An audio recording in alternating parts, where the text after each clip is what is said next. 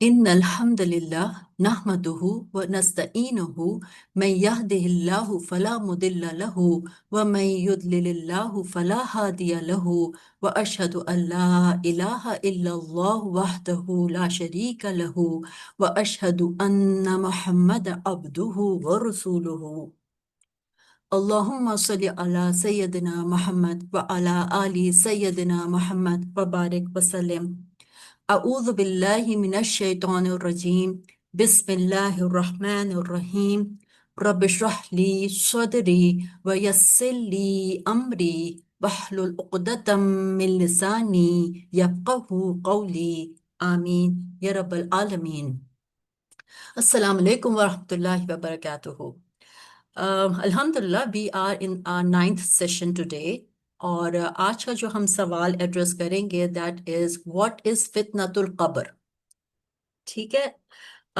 ہم ابھی تک جس حدیث پہ بات کرتے آ رہے ہیں which is a very famous حدیث, it's called the حدیث of البراء بن عازب, اور اس پہ ہم نے دیکھا تھا کہ رسول اللہ صلی اللہ علیہ وسلم نے بہت ڈیٹیل سے تمام مراحل سمجھائے تھے کہ برزخ میں کیا ہوتا ہے, کس طرح سے ہوتا ہے. And we started off by talking about death, then we talked about how the soul goes up into the heavens, whether it is a good soul or whether it is a bad soul, every soul goes up to the heavens.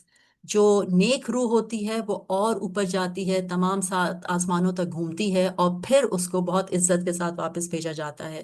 لیکن جو نیک روح نہیں ہوتی ہے اس کو اوپر کے پہلے آسمان سے اس کو نیچے پھینک دیا جاتا ہے. تو یہ ہم نے دیکھا تھا. پھر لیکن یہ معاملہ ہوتا یہی ہے کہ روحوں کو واپس آنا ہوتا ہے اپنی قبر میں, اور اس قبر میں جو اصل مقصد ہے ان کو واپس آنے کا وہ یہ ہے کہ ابھی ان کو ایک فتنے سے گزرنا ہے, ایک ٹرائل ان کا باقی ہوتا ہے which is called the فتنة القبر.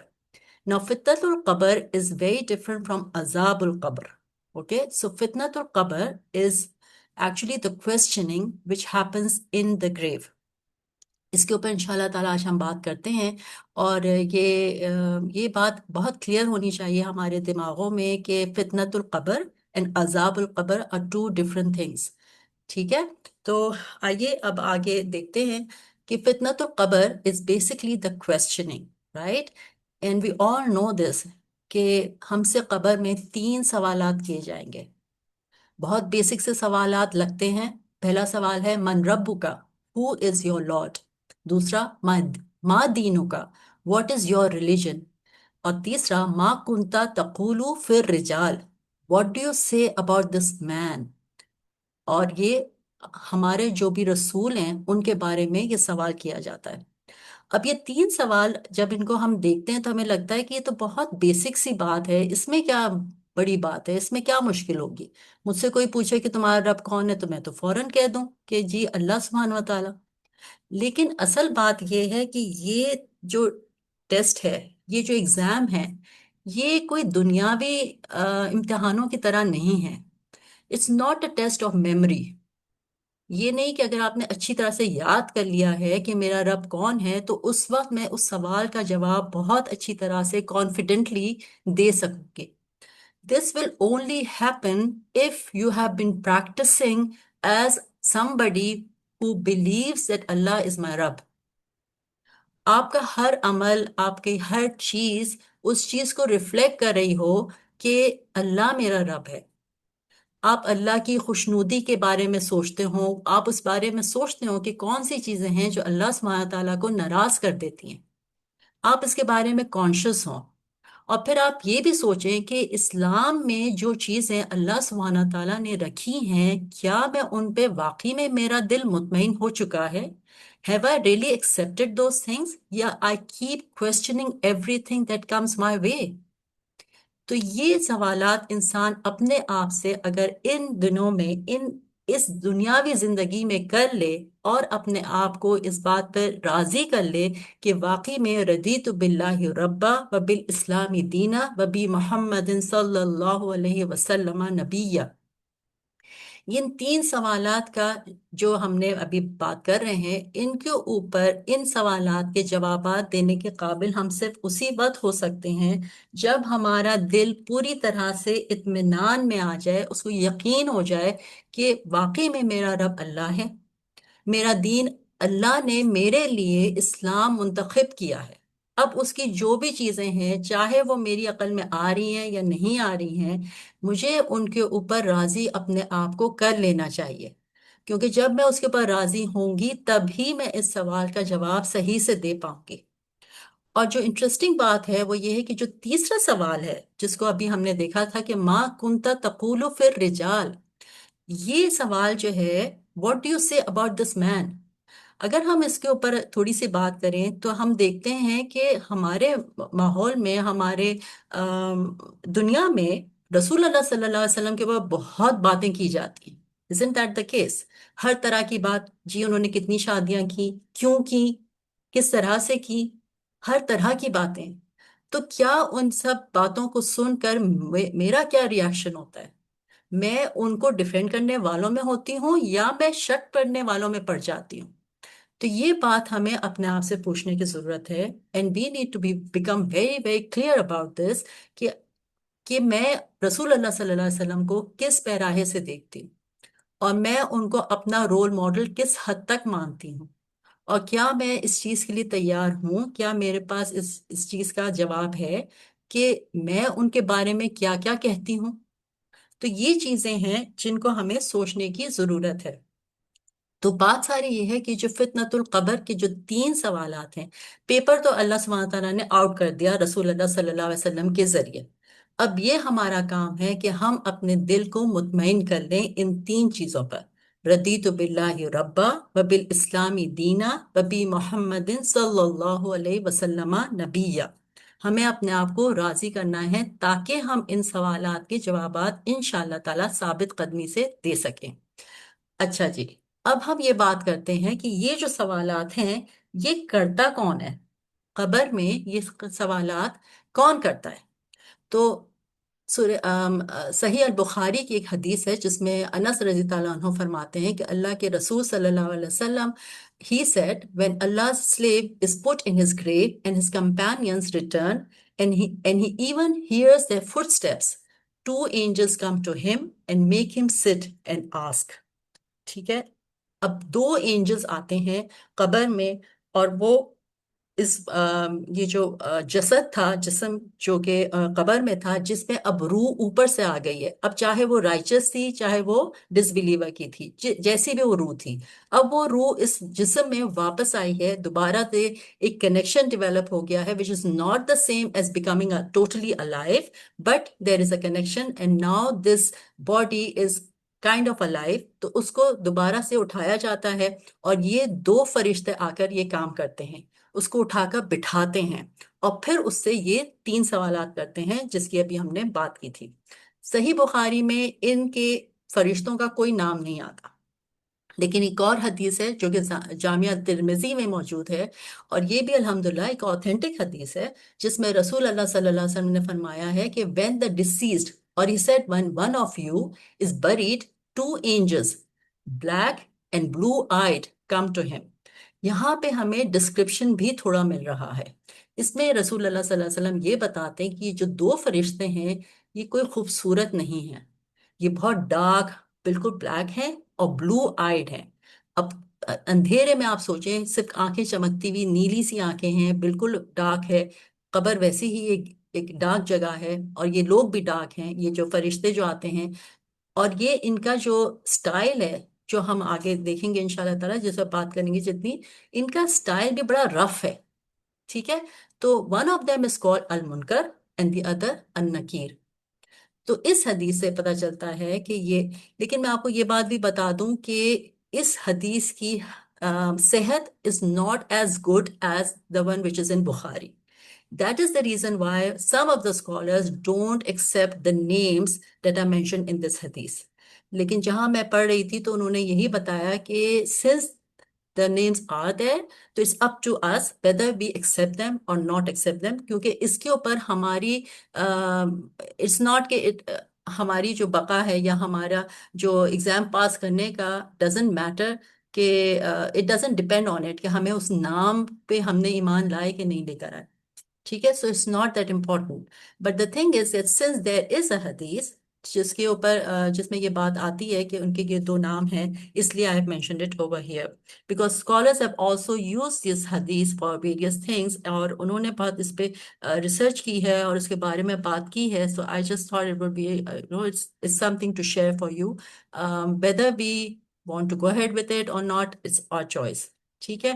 اچھا جی, تو یہ جو منکر اور نکیر کے جو نام ہیں ان کا جو روٹ ورڈ ہے وہ ہے نکرا. نکرا جو ہے وہ آپ سوچتے ہوں گے, آپ جس نے گرامر پڑھی ہے اردو کی یا عربی کی, آپ سب جانتے ہوں گے اس میں نکرا ہوتا ہے کامن نیم. ٹھیک ہے. اچھا, نکرا is also means strange, unfamiliar, جس کو ریجیکٹ کر دیا جائے, جو کہ ان نون ہو, جو کہ پسند نہ کر, جو کہ آپ کو پسند نہ آ رہا ہو. تو یہ نکرا کی کوالٹیز ہیں. تو منکر اور نکیر بھی جو ہیں, جو فرشتے ہیں, یہ بھی ایسے ہی ان کی کوالٹیز یہی ہیں کہ وہ بڑے انفیملیئر سے ہوں گے, بڑا اسٹرینج ان کا طریقہ بھی ہوگا, and one will not want to have anything to do with them. You would feel like rejecting them, not getting to know them. یہ ریئیکشنز ہوں گے جب لوگوں کے جب بھی, یعنی کہ جو بھی ان فرشتوں کو دیکھے گا, ان سے انٹریکٹ کرے گا, and we all have to go through this and everyone goes through it. ان سب کا ریئیکشن یہ ہوگا کہ they will not want to have anything to do with them. ایک بہت بڑے اسکالر ہیں قرطبی, وہ کہتے ہیں کہ nobody likes their presence even if they know all the answers. جو بالکل یہ ویسی بات ہے کہ جب بھی ہم امتحان دینے جا رہے ہوتے ہیں, کسی بھی دنیا میں بھی جب کوئی امتحان دینے جا رہے ہوتا ہے, ہمیں ایگزامنر نہیں اچھا لگ رہا ہوتا, right, because just the thought کہ ابھی مجھے امتحان دینا, وہ ایگزامنر کے سامنے بیٹھ کے مجھے کام کرنا ہے, اس kind of not something that we like to go through. تو اسی طرح سے یہ اس کی جو کہنا چاہیے اس کا لیول دوسرا ہے. یہاں پہ آپ کو وہ چیز زیادہ محسوس ہوگی بیکاز یہ جو سوالات ہیں یہ ویسے ہی بہت انٹینس ہیں اور ان کے جواب دینا کوئی آسان نہیں ہے. تو اس لیے منکر اور نکیر کی جو پریزنس ہے وہ کسی کے لیے بھی ایکسیپٹیبل ایز سچ نہیں ہوتی ہے. ٹھیک. اچھا جی, پھر ہم یہ سوال کرتے ہیں کہ ہو از دا فتنۃ القبر فار. یہ فتنۃ القبر کیا سب لوگوں کے لیے ہوتا ہے یا کچھ لوگوں کے لیے ہوتا ہے؟ کیا یہ جو سوالات سے ہر کوئی گزرتا ہے؟ تو اس کے بارے میں ہم دیکھتے ہیں. عائشہ رضی اللہ عنہا کی یہ رپورٹ ہے جس میں حدیث ہے جس میں رسول اللہ صلی اللہ علیہ وسلم کے بارے میں بتاتی ہیں کہ وہ ان کے گھر میں داخل ہوئے تو اس وقت ایک جوش عورت عائشہ رضی اللہ عنہا کے پاس موجود تھی, اور اس نے بی بی عائشہ سے کہا, do you know that you would be put to trial in the grave. اس نے یہ پوچھا کہ تمہیں فتنۃ القبر سے گزرنا ہوگا, کیا تمہیں یہ بات معلوم ہے؟ بی بی عائشہ سے اس نے یہ سوال کیا. رسول اللہ صلی اللہ علیہ وسلم نے جب یہ بات سنی تو وہ بہت یعنی کہ ان کا ریاکشن یہ تھا کہ وہ جیسے کوئی ایک بری خبر سن کے ایک ریاکٹ کرتا ہے. he trembled and he said it is the Jews only who would be put to trial. تو اس سے ایک بات یہ پتہ چلتی ہے کہ فتنۃ القبر کا جو کانسیپٹ ہے وہ پہلی کی امتوں میں بھی تھا. ٹھیک ہے. اور رسول اللہ صلی اللہ علیہ وسلم کو اس وقت یہ انفارمیشن تھی کہ جوز جو ہوں گے ان کے ساتھ یہ معاملہ ضرور ہوگا. پھر بی بی عائشہ کہتی ہیں کہ we passed some nights and then the messenger of Allah صلی اللہ علیہ وسلم said, do you know that it has been revealed to me you would be put to trial in the grave. یعنی کہ اس کے بعد, اس واقعے کے بعد رسول اللہ صلی اللہ علیہ وسلم کو وحی کے ذریعے بتایا گیا کہ آپ کے ان کی امت کو بھی اس فتنے سے گزرنا ہوگا. اور عائشہ رضی اللہ عنہا کہتی ہیں کہ I heard the messenger of Allah صلی اللہ علیہ وسلم seeking refuge from the torment of the grave after this. اور اس کے بعد پھر رسول اللہ صلی اللہ علیہ وسلم نے فتنۃ القبر اور عذاب القبر سے پناہ مانگنے کی دعا مستقل انہوں نے اپنا ایک روٹین بنا لیا تھا. ٹھیک. تو ایک تو بات یہ کلیئر ہو گئی کہ ہم سے پہلے کی جو قومیں تھیں ان کو یہ کانسیپٹ تھا کہ قبر میں سوالات کیے جائیں گے اور ان کے لیے یہ چیز ہے. ٹھیک ہے. اچھا, اسکالرس ڈفر, دے سے کہ یہ پروبیبلی اہل کتاب کے لیے ہے کیونکہ وہ جانتے تھے یہ ساری باتیں, تو ان سے یہ سوالات کیے جائیں گے. جو ڈسبلیور ہے، جو کہ ٹوٹلی ڈسبلیور ہے، ٹھیک ہے جی، کوئی ایتھسٹ ہو گیا یا کوئی ہندو ہو گیا، سب جس کا کوئی کتاب سے اور کوئی کسی سے تعلق نہیں ہے، وہ یہ کہتے ہیں کہ یہ ان سے اس طرح کے کوئی سوال کیے ہی نہیں جائیں گے، اللہ بہتر جانتا ہے، واللہ اعلم، نو وی کانٹ سے، ٹھیک ہے۔ تو لیکن یہ بات تو کلیئر ہے کہ جو لوگ ایمان والے ہیں، چاہے وہ پہلے کی قوموں سے ہوں، ان کے ساتھ یہ سوالات کیے جاتے ہیں، ٹھیک۔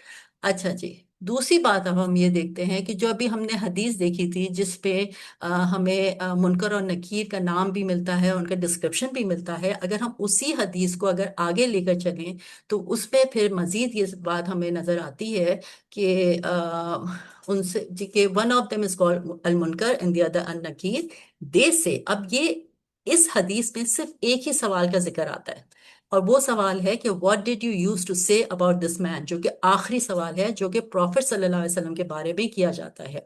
تو جب یہ سوال کیا جاتا ہے تو جو بلیور ہوتا ہے وہ تو جی آسانی سے، جس نے رسول اللہ صلی اللہ علیہ وسلم کی سنتوں کو اہمیت دی تھی، ان کو رسول اللہ صلی اللہ علیہ وسلم مانا تھا، ان کو تو وہ سوال کا جواب دے دیتا ہے۔ لیکن پھر یہ حدیث آگے کہتی ہے کہ if he was a hypocrite he would say I heard people saying something so I said the same I do not know۔ اب یہاں پہ ایک بات جو واضح کی جا رہی ہے وہ یہ بتایا جا رہا ہے کہ ایک تو جی ہے بلیور اور دوسرا ہے منافق۔ تو جو یہاں پر یہ جو سوال کر رہے ہیں رسول اللہ صلی اللہ علیہ وسلم کے بارے میں، that is what distinguishes a believer from a منافق۔ جو منافق ہوگا وہ رسول اللہ صلی اللہ علیہ وسلم کی باتیں جب بھی کی جاتی ہوں گی ان کے بارے میں وہ بھی اسی طرح کی باتیں کرتا ہوگا جس طرح سے لوگ اس کے بارے میں ان کے بارے میں نعوذ باللہ کہتے ہیں، تو وہ سوے کرتا ہوگا، کبھی وہ ان کی سائڈ پہ ہو گیا، کبھی ادھر ہو گیا، کبھی ہی ڈزنٹ نو، اور اس نے کبھی شاید معلوم کرنے کی کوشش بھی نہیں کی۔ تو اس کے بارے میں یہاں یہ اسکالرس کا کہنا یہ ہے کہ یہ جو سوال ہے یہ بیسکلی ایک بلیور اور ایک منافق کو ڈسٹنگوش کرنے کے لیے کیا جاتا ہے، اور جب وہ اس کا جواب وہ دے دیتا ہے کہ وہ کہتا ہے کہ I heard people saying some thing, جو لوگ باتیں کرتے تھے میں بھی وہی کرتا تھا، سو آئی سیڈ دا سیم، لیکن مجھے خود کچھ بھی نہیں پتا ہے۔ تو یہ چیز جو ہے تو یہاں پہ یہ بات پتہ چلتی ہے کہ ایک بلیور، جو کہ میرے اور آپ کے لیے جو چیز ریلیونٹ ہے وہ یہی ہے کہ ہم سے جب یہ سوال کیا جائے گا تو نعوذ باللہ ایسے نہ ہو کہ ہم منافق کی کیٹیگری میں ڈال دیے جائیں۔ تو ہمیں یہ کوشش کرنی ہے کہ ہم رسول اللہ صلی اللہ علیہ وسلم کے بارے میں جانیں اور ان لوگوں میں بنیں جو کہ ان کو ڈیفینڈ کرنے والے ہوں، نہ کہ ان لوگوں میں ہوں جو کہ ان کے نعوذ باللہ ان کے بارے میں جو بات کی جاتی ہے بس وہی ہم ریپیٹ کرتے چلے جائیں۔ So they said we would knew, اور پھر جب وہ جواب دیتا ہے تو وہ جو منکر اور نکیر ہیں، جو اینجلز ہیں جو آتے ہیں، وہ یہ کہتے ہیں we knew you would say that, اور پھر اس کے بعد اس شخص کے اوپر سزا کی جاتی ہے۔ ناؤ دس از دا عذاب القبر، سو دا سزا از دا عذاب، okay, and the fitna are the questioning, so it's the examination. You have to go through the examination in order to uh, to see کہ آپ کا آگے کیا معاملہ ہونا ہے۔ اس کے بعد جو ہے آپ کے ساتھ انعام بھی ہو سکتا ہے، اور اس کے بعد نعوذ باللہ اللہ نہ کرے کہ کسی کے ساتھ پھر وہ عذاب کا بھی معاملہ کیا جا سکتا ہے، ٹھیک۔ تو یہ فرق ہے فتنۃ القبر میں اور عذاب الفرق میں۔ اچھا جی، اب ہم یہ بات کر لیتے ہیں کہ کیا کوئی ایسے لوگ بھی ہیں جن کو اس فتنے سے بچا لیا جائے گا؟ تو اس کے بارے میں بھی رسول اللہ صلی اللہ علیہ وسلم کی احادیث ملتی ہیں۔ الحمدللہ، اللہ سبحانہ تعالیٰ از دا موسٹ مرسیفل انڈیڈ۔ تو اللہ سبحانہ تعالیٰ نے ہر چیز کے بارے میں کتنا ساری رہنمائی ہمیں کی ہے، اور رسول اللہ صلی اللہ علیہ وسلم نے فرمایا ہے کہ اچھا، ایک صحابی تھے جو کہ رسول اللہ صلی اللہ علیہ وسلم کے پاس آئے اور انہوں نے سوال کیا کہ O messenger of Allah, why will the believers be tested in their graves except the martyr؟ ٹھیک ہے، تو اس بات سے سب سے پہلے بات تو یہ پتہ چلتی ہے کہ یہ ایک عام نالج تھی کہ جو شہید ہوگا اس کو فتنۃ القبر نہیں ہوگا اس کا۔ جبھی تو یہ صحابی آئے اور رسول اللہ صلی اللہ علیہ وسلم سے انہوں نے یہ سوال کیا کہ کیا وجہ ہے کہ سارے بلیورز جو ہیں ان سب کو تو آزمایا جائے گا لیکن جو شہید ہے اس سے نہیں، یہ اس کو اس فتنے سے نہیں گزرنا ہوگا، اس کی کیا وجہ ہوگی؟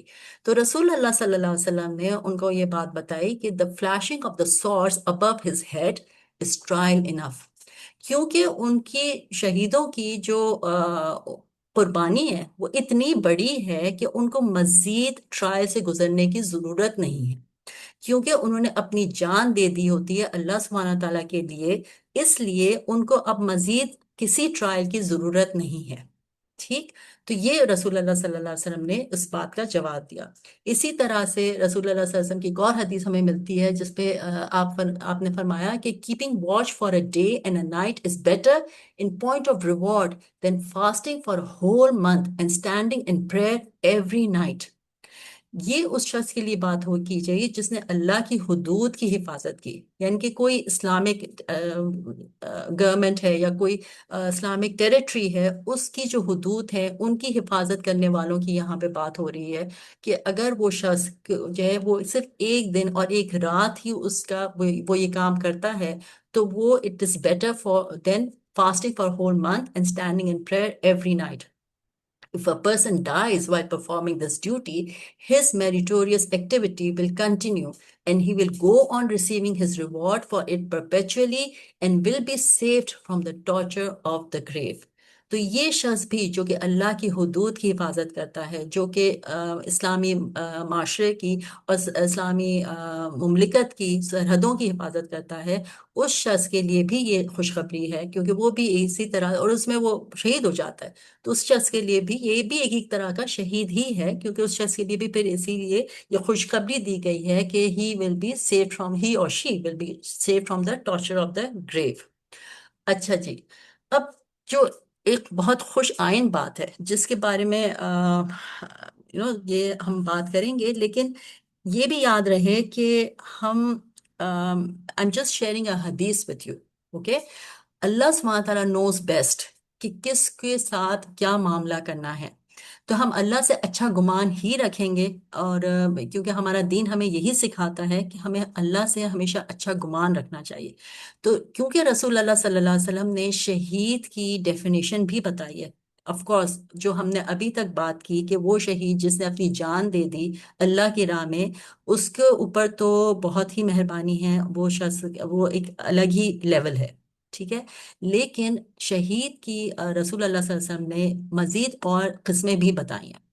سو there are different types of شہید، تو ہم اس کے اوپر بات کر لیتے ہیں، اور ہم اللہ سے امید کرتے ہیں کہ یہ لوگ بھی انشاءاللہ تعالی اللہ کے حکم سے، اللہ کی اجازت سے جو ہے وہ اس کیٹیگری میں آ سکیں جس میں فتنۃ القبر سے وہ بچ سکیں گے، ٹھیک ہے۔ تو رسول اللہ صلی اللہ علیہ وسلم نے 7 کیٹیگریز بتائی ہیں لوگوں کی جو کہ مارٹرز کہلاتے ہیں، جو کہ شہید ہوتے ہیں، ٹھیک ہے۔ besides one who is killed in the way of Allah، ضروری نہیں ہے کہ انہوں نے کوئی اللہ کی راہ میں جا کے جہاد کیا ہو اور اس میں وہ ختم ہو گئے ہوں۔ There are 7 other types of people who are also considered to be shaheed according to this hadith۔ اس میں کون ہے؟ Number 1، the victim of plague is a martyr، جس کو یہ بیماری پلیگ کی بیماری ہو جائے وہ بھی، اور اس میں وہ ختم ہو جائے تو وہ بھی شہید ہوا۔ the one who drowns is a martyr، اگر کسی خدا نہ خواستہ کسی کی ڈوب کر موت ہوتی ہے تو وہ بھی ایک طرح کا شہید ہے۔ and the one who dies of chest pain is a martyr، تو اس کے بارے میں کہتے ہیں کہ جی جو چیسٹ پین ہے، جو کہ دل کے بھی درد ہو سکتا ہے، it could be anything، so anyone who has died because of chest pain is a martyr۔ the one who dies of stomach infection، حدیث کے جو الفاظ ہیں اس میں بطن کا لفظ آتا ہے، تو بطن جو ہے وہ کہا جاتا ہے کہ کوئی بھی انٹرنل ڈیزیز جو کہ ضروری نہیں ہے کہ اسٹمک ہی سے related who, but it's something which بطن کا مطلب ہوتا ہے hidden، so it is something which is hidden inside۔ تو انٹرنل کوئی ڈیزیز تھی جو کہ نہیں کیور ہو پائے گی، اس شخص کا جب انتقال ہوا تو وہ بھی ایک طرح کا شہید ہے۔ and the one who burns to death is a martyr۔ خدا نہ خواستہ کسی کے گھر میں آگ لگ جائے، کہیں پہ کوئی آگ لگ گئی، somebody was not able to make it، was not able to escape، اور وہ ان کے آگ میں جلنے سے اس وجہ سے ان کے موت ہو جاتی ہے تو وہ بھی ایک طرح کا شہید ہے۔ and the one who dies under rubble is a martyr۔ اب کہیں پہ کوئی خدا نہ خواستہ بلڈنگ گر جائے، کوئی کچھ ہو جائے اور اس میں وہ کوئی جو ہے اس میں ان کی موت ہو جائے اس شخص کی، تو وہ شخص بھی شہید ہے انشاءاللہ۔ اور آخر میں جو ہے وہ and the pregnant woman who dies in labor is a martyr. تو عورتوں کو جو ہے کیونکہ ہم سب جانتے ہیں کہ giving birth is a very painful process, تو وہ جو پروسیس جو ہے اس سے بھی جب کوئی عورت گزر رہی ہوتی ہے اور اس میں she is not able to survive, تو وہ بھی شہید کے درجے کو پا سکتی ہے باذن اللہ. تو یہ 7 کیٹیگریز رسول اللہ صلی اللہ علیہ وسلم نے ہمیں بتائی ہیں. تو ہم اللہ سے امید کرتے ہیں، اللہ تعالیٰ کہ کیونکہ ان سب کی بھی اگر دیکھا جائے تو مشکلات سے گزر کر وہ ان کو موت آئی.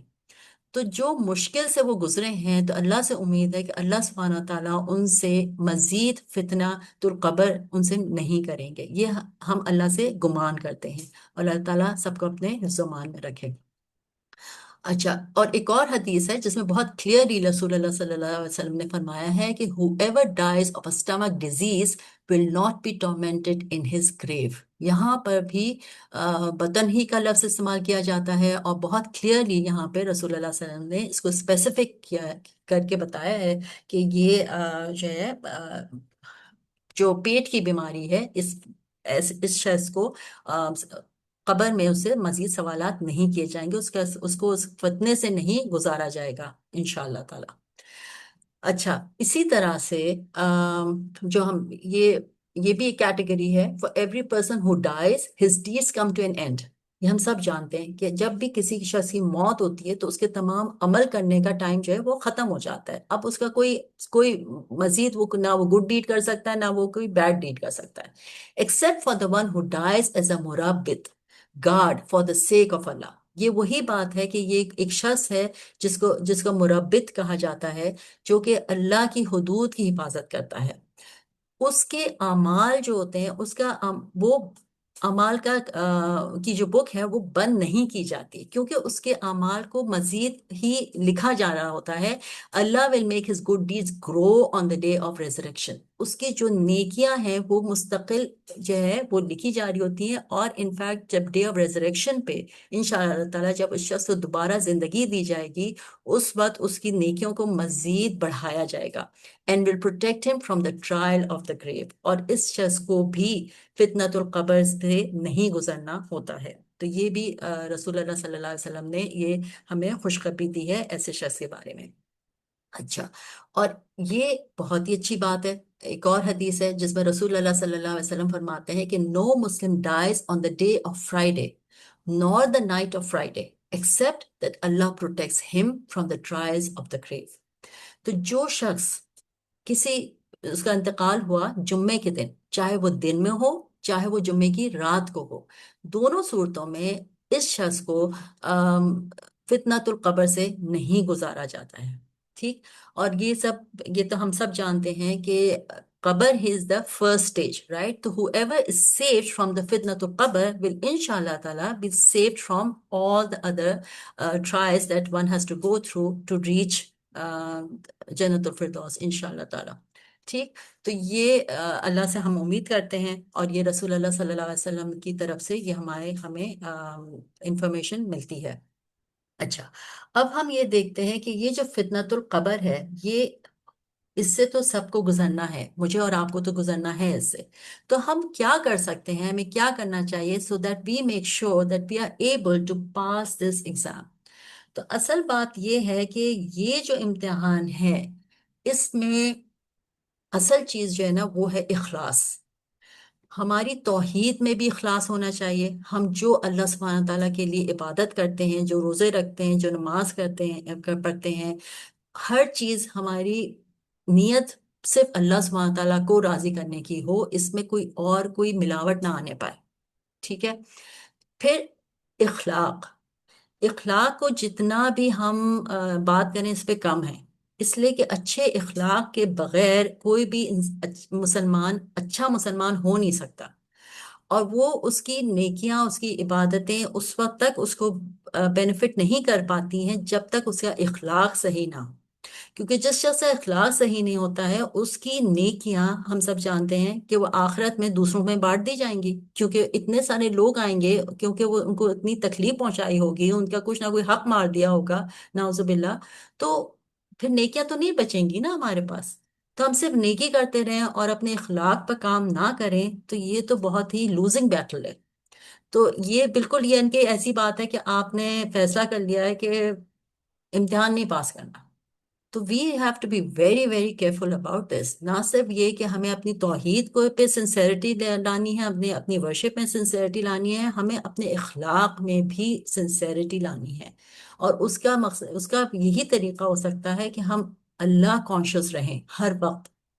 ہمیں یاد رہے کہ مجھ پہ اللہ تعالیٰ مجھے دیکھ رہے ہیں، ہر وقت دیکھ رہے ہیں، اور کسی بھی وقت مجھے کسی بھی وقت پکڑ سکتے ہیں. تو یہ احساس کے ساتھ لوگوں کے ساتھ معاملات کریں تاکہ اخلاق جو ہے وہ ہمارا درست رہے. اور پھر آخری بات، کیونکہ وہ آپ یاد رکھ کریے گا کہ جیسے ابھی ہم نے بات کی تھی کہ منکر اور نکیر کا جو سوال ہے وہ سب سے زیادہ رسول اللہ صلی اللہ علیہ وسلم کے بارے میں آتا ہے. تو رسول اللہ صلی اللہ علیہ وسلم کے بارے میں، ان کے بارے میں صحیح سمجھنا، ان کی سنتوں کو صحیح سمجھنا، ان کو اپنی عادات میں کا حصہ بنانا، یہ کرنے کے کام ہیں تاکہ ہم اس کو تاکہ ہم اس ایگزام کو انشاءاللہ تعالی پاس کر سکیں. تو یہ بہت ہے، کہنے کو بہت چھوٹی سی چیزیں لگتی ہیں لیکن کرنے کے لیے یہ بہت مشکل کام ہے. ان کے لیے وقت بھی نکالنا پڑتا ہے، ان کے لیے بار بار کانسٹنٹلی آپ کو اپنے اوپر چیک بھی رکھنا ہوتا ہے. And you have to make sure that you keep doing it, keep doing it, keep doing it again and again and again. یہ ایسی چیز نہیں ہے کہ وہ میں ایک دفعہ کر لوں، ایک دفعہ میں نے اخلاص سے کسی کے ساتھ اچھی بات کر لی اور میں کہوں جی میرا تو اخلاق بالکل ٹھیک ہو گیا. ایسی بات نہیں. This is something that I need to do every minute of the day, every second of the day. ٹھیک. اچھا جی. اب یہ بات ہے کہ قرآن میں بھی یہ بات آتی ہے، اور یہ ایک حدیث میں رسول اللہ صلی اللہ علیہ وسلم نے فرمایا کہ when a faithful believer is made to sit in his grave, then the angels come to him and he testifies that none has the right to be worshipped but Allah, and Muhammad صلی اللہ علیہ وسلم is Allah's apostle, and that corresponds to Allah's statement. اور پھر رسول اللہ صلی اللہ علیہ وسلم نے یہ آیت پڑھی جس میں یہ بات ہوتی ہے کہ یثبت اللہ الذین آمنوا بالقول الثابت فی الحیات الدنیا وفی الآخرہ. Allah makes the believers steadfast with the firm word of faith in this worldly life and the hereafter. Scholars کا کہنا ہے کہ یہ آیت جو ہے یہ فتنۃ القبر کے حوالے سے آئی ہے کہ اللہ سبحانہ تعالیٰ ان لوگوں کو مضبوط کر دیتے ہیں، ان کو اسٹیڈ فاسٹ بنا دیتے ہیں جو کہ اپنی زندگی اس نظریے کے ساتھ گزارتے ہیں کہ ان کا آخرت پہ یقین ہوتا ہے، اور ان کا جو فیتھ ہے، ان کا جو ایمان ہے وہ پختہ ہوتا ہے، اور وہ اپنے آپ کو راضی کر چکے ہوتے ہیں اللہ کے رب ہونے پر، اسلام کے دین ہونے پر، اور رسول اللہ صلی اللہ علیہ وسلم کے نبی ہونے پر. جب وہ ان چیزوں پہ اپنے آپ کو راضی کر لیتے ہیں تو اللہ سبحانہ تعالیٰ ان کو اسٹیڈ فاسٹ کر دیتے ہیں تاکہ وہ ان سوالات کا جواب اچھی طرح سے دے سکیں. اینڈ اللہ leaves the wrong doers to stray. اور یہاں پہ اسی آیت میں اللہ سبحانہ تعالیٰ کی یہ بھی بات بتائی جا رہی ہے کہ اللہ سبحانہ تعالیٰ جو ہے جو ان چیزوں پہ نہیں کام کرتے، جو ان تین چیزوں کو نہیں اہمیت دیتے، اللہ سبحانہ تعالیٰ لیٹس دیم بی. وہ ان کی پہ محنت نہیں کرتے. For Allah does what he wills. Allah سبحانہ تعالیٰ کی اپنی مرضی ہے، وہ اپنی طرح سے چلتے ہیں. جو شخص اللہ سے ملنے کی خواہش نہیں رکھتا، اللہ سبحانہ تعالیٰ بھی اس سے ملنے کی خواہش نہیں رکھتے. جو شخص ہدایت نہیں چاہتا ہے، اللہ سبحانہ تعالیٰ اس کو ہدایت نہیں دیتے ہیں. ٹھیک. اچھا جی. اب یہ ایک بہت خوبصورت دعا ہے جو کہ بی بی عائشہ رضی اللہ عنہ سے ہمیں ملتی ہے. It's a little long but it's a beautiful دعا، اور یہ بخاری میں یہ دعا آتی ہے: اللہم انی اعوذ بک من الکسل والحرم والمعصم والمغرم ومن فتنة القبر وعذاب القبر. ادھر دیکھیے آپ، یہاں پہ بھی دونوں چیزیں الگ الگ بیان کی جا رہی ہیں کہ فتنۃ القبر بھی الگ ہے اور عذاب القبر بھی الگ ہے. او اللہ, I seek refuge with you from laziness, from senility, and from committing sins and being in debt, from the trials of the grave and the punishment of the grave. وَمِن فِتْنَةِ النَّارِ وَعَذَابِ النَّارِ, from the trials of the fire and the punishment of the fire. یعنی کہ فتنۃ النار بھی الگ ہے اور عذاب النار بھی ہے. اس پہ انشاءاللہ تعالی ہم آگے بات کریں گے. And from the evils of the trials of wealth, and I seek refuge in you from the trials of poverty. وَمِن شَرِّ فِتْنَةِ الْغَنِي فَأَعُوذُ بِكَ مِن فِتْنَةِ الْفَقْرِ۔ یہاں پہ ہمیں یہ بات پتہ چلتی ہے کہ رسول اللہ صلی اللہ علیہ وسلم نے اس بات سے بھی پناہ مانگی کہ وہ ڈرٹی رچ ہوں، فلدی رچ بن جائے نعوذ باللہ، یا پھر وہ بالکل ہی فقیر حالت میں آ جائے، اس بات سے بھی رسول اللہ صلی اللہ علیہ وسلم نے پناہ مانگی ہے۔ فَأَعُوذُ بِكَ مِن فِتْنَةِ الْمَسِيحِ الدَّجَّالِ and I seek refuge in you from the trials caused by the false Messiah. اللہم اغسل انی خطایا بماء الثلج والبرد. O Allah, wash away my sins with the water of snow and hail, and cleanse my heart from sins as a white garment is cleansed of filth, and distance me from my sins just as you have distanced the east from the west. لمبی سی دعا ہے، لیکن اللہ سبحانہ تعالیٰ رسول اللہ صلی اللہ علیہ وسلم نے اس میں بہت ساری چیزوں سے پناہ مانگی ہے، اور اس میں ہمیں یہ بات پتہ چلتی ہے کہ رسول اللہ صلی اللہ علیہ وسلم کتنے فوکس تھے، کہ ان کو بہت کلیئرٹی کے ساتھ ان کو پتا تھا کہ کیا چیزیں ہیں جو کہ ان کے ایمان کو افیکٹ کر سکتی ہیں، اور جس کے لیے ان کو ضروری ہے کہ وہ اللہ کی پناہ میں پناہ حاصل کریں۔ ٹھیک، تو یہ تھی الحمدللہ۔ ابھی ہمارے پاس we have a few minutes، تو I'll just end the class and then we can take some questions. سبحان ربک رب العزت عما یصفون وسلام علی المرسلین والحمد للہ رب العالمین۔ اللہم صلی علی سیدنا محمد وعلی آل سیدنا محمد وبارک وسلم۔